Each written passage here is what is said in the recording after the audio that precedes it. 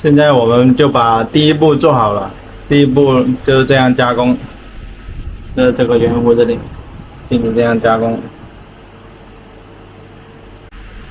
现在已经把第二步已经把它加工完成了。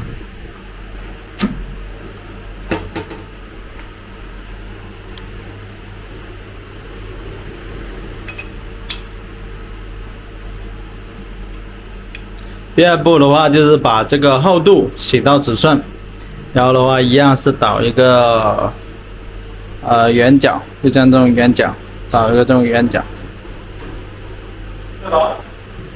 这样就可以。